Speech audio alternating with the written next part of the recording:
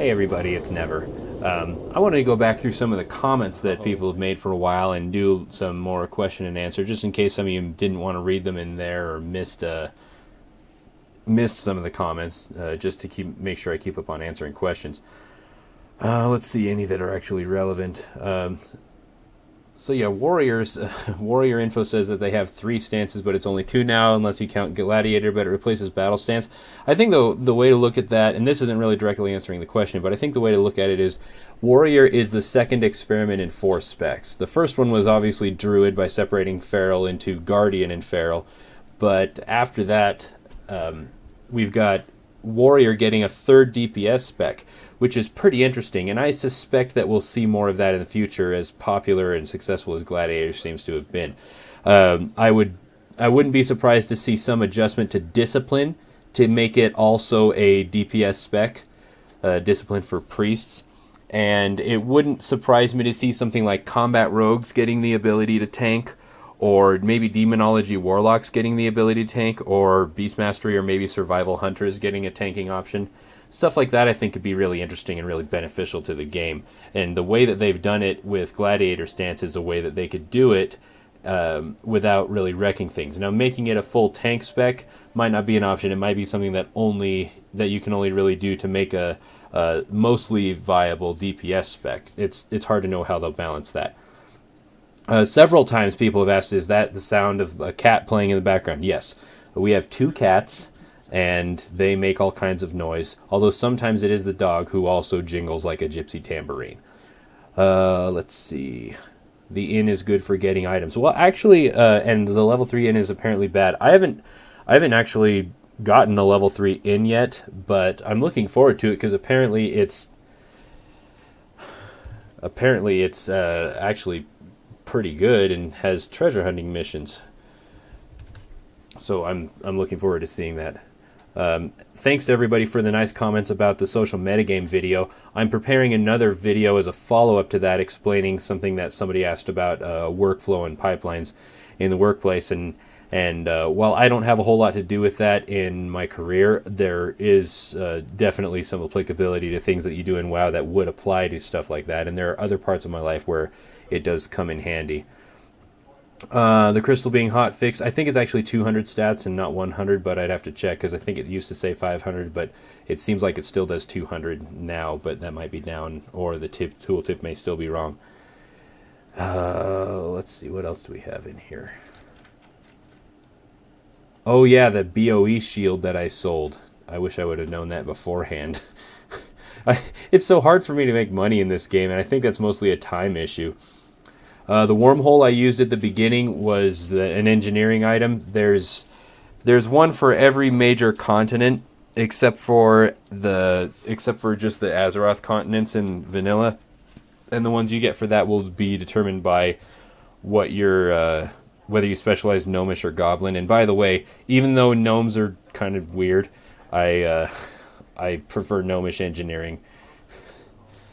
Which pet add-ons do I recommend using? I get this question all the time. I use Pet Battle Master and Pet Tracker. Pet Battle Master does things like display all the extra information on my pets and in the pet battles, and Pet Tracker just helps you know more about whether you have that pet and what the new one does, and I think that adds some details about breed and stuff like that. The tactic for Iron Dwarf Medium Rare, Jackbread and a couple other people actually mentioned better strategies than the one that I knew. So I would recommend taking a look at those. Essentially what you do is you just wait until Razor Scale enrages, and then it'll do a lot more damage. But you've got to just sit there forever without breaking 50%. And then that can make a good difference. And by then, the Iron Dwarves will have killed all of the helpers you have, so they won't be pulling aggro on them. So that's nice. So it's really just dragging the fight out a lot, but it should help quite a bit. What else do we have? On making more content than just pet battles. Yeah, I like to keep a good variety of it, but I know that a lot of people come here for pet battle stuff. More pet battle stuff will come, quite a bit more, as soon as I can get my hands on one of those Elec plushies. and apparently somebody's getting me one for Christmas, so I'm waiting for a few more days to get that, and then I'm going to try and do every fight with that guy out so I can get that crazy achievement. So that's coming. I loved the comments that people made about what other classes they had played. I don't know why. It's an interesting journey to look back at that, and you learn something about yourself when you look back at where you've been by choosing characters. And people saying they feel like chumps for having boring keyboards and mouses and no speed pad. That's perfectly fine. Find what's comfortable for you, because if it works, then it works. If you're going to do one thing, though, get a speed pad. It's even more important than a good mouse. You can have a decent mouse and a speed pad and be better than a really great mouse and no speed pad. Engineering items sharing cooldowns. The rockets and the boots share a cooldown, but the shield does not share a cooldown with them. And the rockets and boots also share a cooldown with potions. I don't believe the shield does. I cannot stress how important that shield is for tanks. I mean, it's just a wonderful item. I think every tank should carry one around on them, because it's different than most of how the tank's cooldowns do, which is where your damage is reduced by a percentage.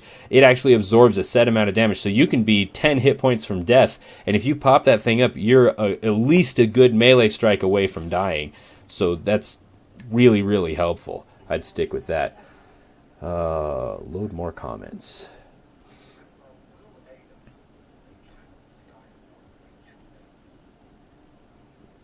How long it takes to train the mounts for the stables in the garrison. It is 10 days. And as I did it, I did the quest as soon as they were available, or so I thought. So the first, you'll get like half of them on day 10 and half of them day 11, because I don't think you get all of them the first day. It's kind of weird. I had the Snarler and the Silver Pelt, so that's the Wolf and the Talbot. They were day 11, and all the rest of them were day 10, even though that isn't the order that they came in, which was strange, but those two are just gorgeous. It's absolutely worth it to go ahead and get the stables, especially if you need a lot of garrison resources for other things, because each of the dailies that your the stables gives you, it gives you like 50 garrison resources every time, and so you're getting like 200 to 300 a day just from doing those dailies. It's really nice. On the one where I uploaded stitches at the first time, yes, I screwed up the video encoding settings. I forgot to change it off from the default, which is encoded for, I think, iPods, which is just completely pointless. And so that's been re-uploaded, but the comments on the original were funny, so I kept it. Let's see. Marsh Fiddler, a couple of people mentioned strategies with Marsh Fiddler. If that's the one I'm thinking of, where he's the reward for getting like 1 million pets or something, I just can't get behind using him, because one of the main philosophies I have with which pets I use are, I want pets that are easy for everybody to come by. There's a couple of exceptions to that because there's just no other option, but for the most part, I would say that Marsh Fiddler is a pet I can't expect many people to have. And an update on whether or not Warlords of Draenor is good for leveling pets. It depends on the day. Some of the garrison days, it can actually be a breeze, and if you know the strategy really well with a 2-pet strategy, it can go pretty quick. I still go to Pandaria if I want to level a pet up, just because I know it so well. And I've already got pre-made teams in Pet Battle Master, so I don't need to worry about switching stuff up just to go level a pet.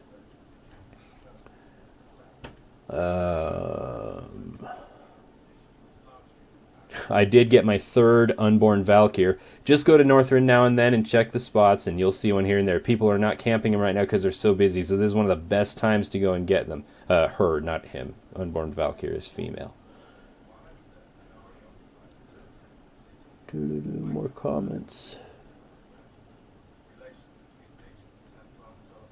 Another person asking, I need your UI. Which one are you using? I made the UI myself, but I made a UI video a few months back, and very little has changed since then. The biggest change is I'm using Aura frames instead of Citrina, just because it's getting more support and more compatible. Outside of that, it's really just just spend some time learning how Pitbull's configuration works, and that'll be most of it. Most of it's down to Pitbull. I don't know what I'd do without Pitbull. What else?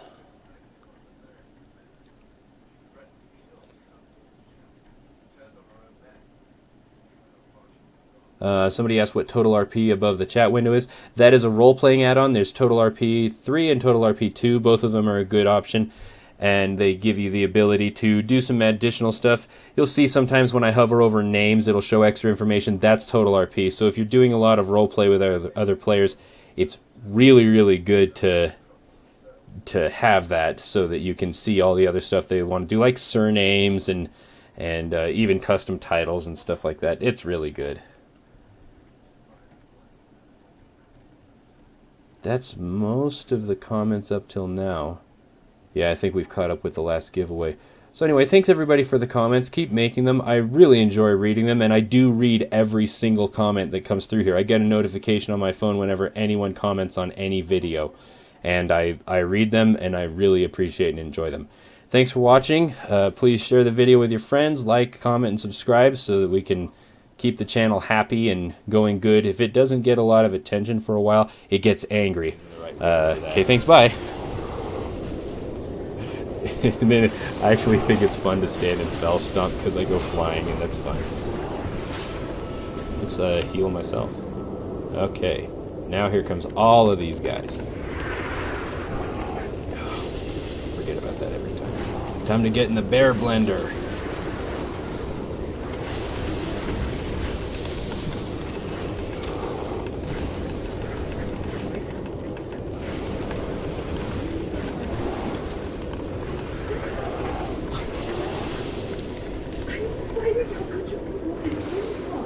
So Luthie's playing another game back there. I guess there's no reason why I can't say the name of the game on a YouTube show. She's playing on. I'm not going to say what it is because I don't want people to ruin it for me. Not that I think any of my wonderful viewers would do that, but you can never tell. So she's playing a game, and she's like complaining about how the people she's fighting are not wearing pants, and which is fine. I mean, I don't know. It's just kind of weird. I died. Felguard.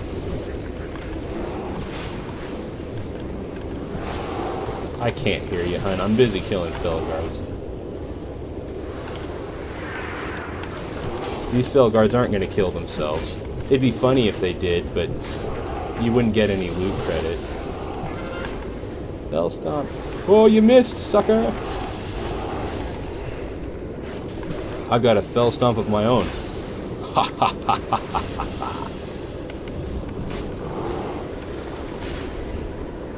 Pushing back. This is where the really crazy boss comes out, is in this place. That boss just spawns like a million billion ads, and everything just goes all higgledy-piggledy. Fell stomp. Just right to the side. You block it every time. Just break the wrist, walk away.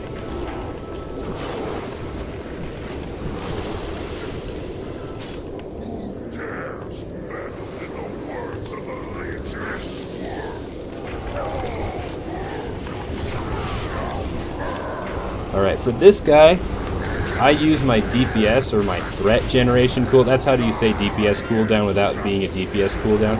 I use that as right when the fight starts, and if you got a shaman that's like paying attention, and our shaman's actually doing a pretty good job as far as a healer, but you want to blow lust right at the start with this guy, because then you spend less time with ads up. But right when this ends, yeah, he's immune now. But we got him down to 40% there, because it's a timed thing. So doing it faster helps. There's some stuff where doing it faster doesn't make a difference. We can...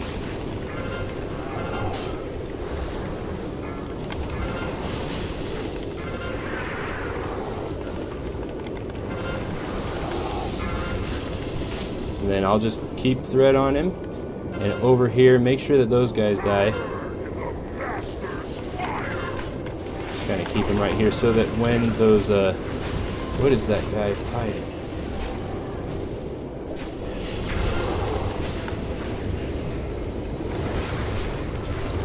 That's what happens when everybody spreads out and the ads are all there. But the boss is so close to dead, just focus. But if you burn him real hard at the beginning, then you don't spend so much time with ads up and people getting hurt.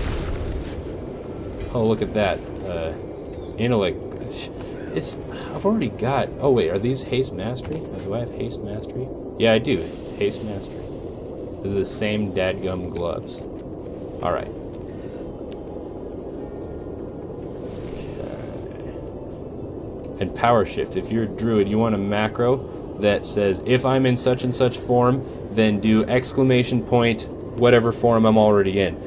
I can show it to you in a second. Right here. This is a power shift macro. And it looks like... Oh, they're ready to fight. Can't show it right now. Okay. But anyway, it just puts you right back in the form you were in. Power shifting. And what that's good for bear, it's wonderful because if you're out of rage, when you shift into bear form, you get 10 rage. And so it's a way to just get 10 rage right at the start of a fight. It's pointless to do it during a fight in almost every case. There's a couple of cases where you're off-tanking, like a raid boss where you've got a lot of switching that it can be handy. But for the most part, it's just not worth your time to do there. But it's quick and handy. It also helps you break roots. That's the other use for a mechanic like that, is to just break roots, but then you lose all your rage. Okay. It is this macro right here. So take a look at that while we kill this guy. So it's, you show your tooltip. Always do that, because tooltips are great. And then cast, if it's stance 1, which is bear form, then exclamation point bear form, which just means shift right back into it if you're in it, or into it if you're not in it. And then semicolon ends that section of the command. And then you just want to do the same thing again for cat form, which is stance 2, moonkin form, which is stance 4, and stance 3 is travel form. You don't need one for not being in a form, because not being in a form doesn't have a form. And that's all there is to that macro, and so you push it, it just puts you back in the form that you were in. This will work for other things too. I don't know how useful it would be for like warrior stances or something, or Death Knight, what do you call them? Death Knight presences. I'm not sure if there's even a purpose or a function for that, but for druids it's great because you break out of roots and stuff. Oh, we're almost to Terran Gorfiend. Okay, everybody's here. Breakfast dude. And he's like mini Terran Gorfiend because he's like, look at me, I got all my warlocky stuff.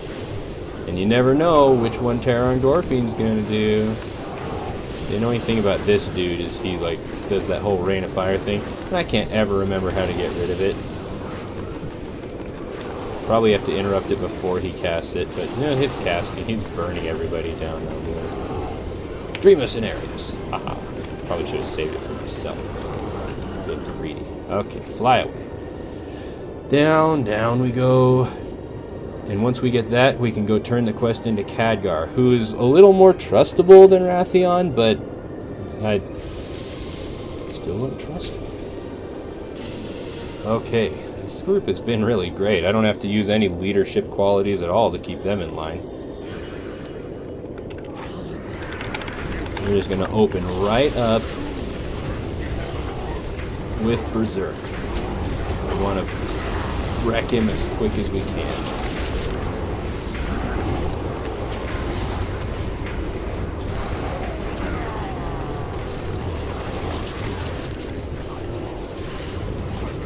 Oh, you guys, it fixates. You gotta kite that thing.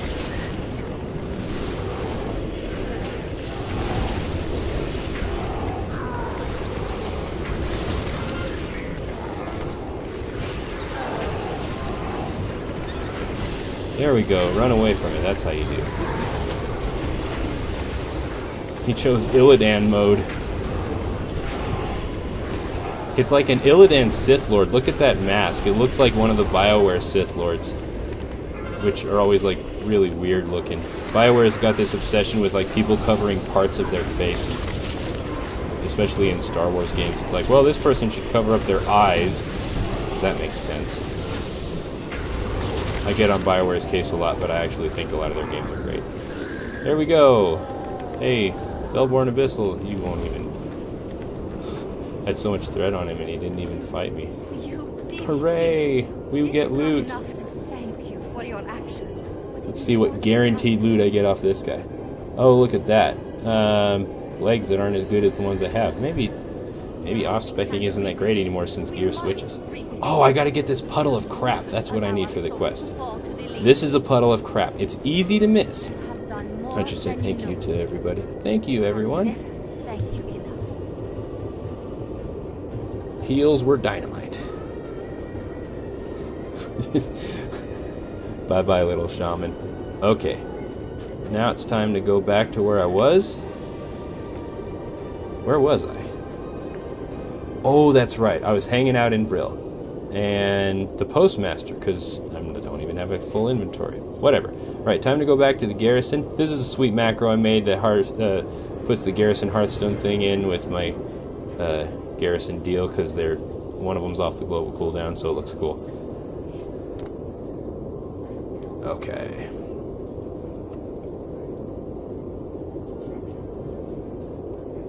Time to fly over to Khadgar in Zangara in Talador and turn in this quest and get the updated version of the legendary ring, which I'll probably need to re-enchant, but that's okay. I'm doing the cheap enchants because here's the thing. On the neck pieces and on the rings, I'm pointing at the screen again as if you can see, but that's just crazy talk. On the neck pieces and on the rings, don't use the expensive enchants because the difference in effective DPS from one to the other is so small, you won't even notice it. If you're in a guild that's called like Method or Paragon, then yeah, use the expensive one, otherwise people will make fun of you. But if you're in almost any other situation, it's okay. You don't need the really expensive one. The only time you want to use the expensive enchant is on the cloak because of the run speed improvement. That is so good. And then maybe on your weapon if the enchant is particularly good for the way your class works. Other than that, I would say it is not worth the money. So I'm just going to go ahead and end this here. I don't want to spoil the legendary questline for you, but go ahead and go do it. If anyone has questions about the legendary questline, please let me know. I'm happy to answer them.